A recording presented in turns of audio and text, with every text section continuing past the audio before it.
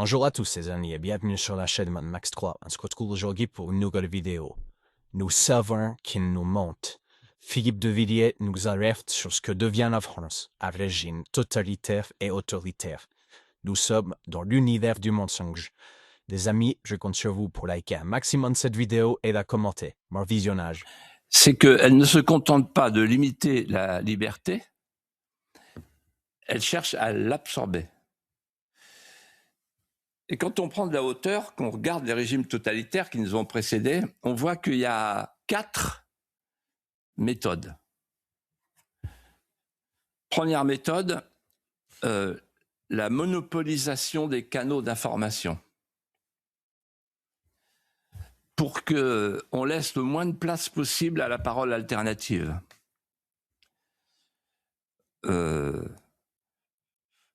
Par exemple, on crée un service public à 4 milliards d'euros qui laisse peu de place aux médias alternatifs.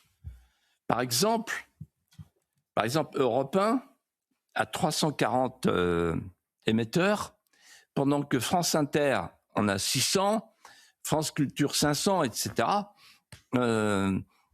C'est-à-dire qu'en fait, il y a une grande partie de la population française qui ne peut pas entendre Europe 1. Donc c'est facile de triompher quand vous avez 2 fois plus d'émetteurs. Mais surtout, ce que vous ne savez peut-être pas, mais je vais l'apprendre à beaucoup de Français, quand il y a une fréquence qui est libre et que Europe 1 se porte candidat, ben c'est pas possible parce que c'est préempté, il y a un droit de préemption, c'est la loi, un droit de préemption pour le service public. Donc la monopolisation des canaux d'information, c'est la première caractéristique des régimes autoritaires ou totalitaires.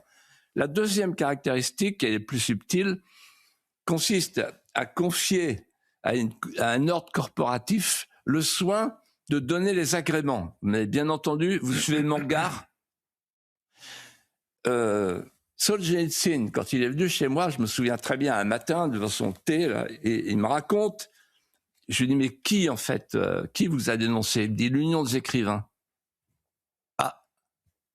Ah bon? C'est-à-dire qu'en fait, chez les soviétiques, c'était l'Union des écrivains qui faisait le boulot. Et là, je me souviens qu'il avait eu un mot magnifique. Il dit, c'est l'univers du mensonge, Philippe. Je dis, ah bon, et alors? Il dit, voilà, nous savons qu'ils nous mentent.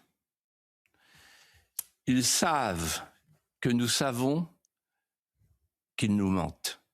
Nous savons qu'ils savent que nous savons qu'ils nous mentent, mais ils persistent à mentir. Juvénal, l'historien romain, disait « Qui gardera les gardiens ?» Les gardiens de la Révolution, les gardiens du Temple. Donc, l'ordre corporatif, c'est vieux comme le monde. Troisième méthode, c'est la judiciarisation, avec ce qu'on appelle des infractions élastiques, qui sont faites pour intimider. Par exemple, vous avez vu la condamnation d'Éric Zemmour par la Cour de cassation, ça va en intimider beaucoup, avant de parler des mineurs isolés, vous voyez.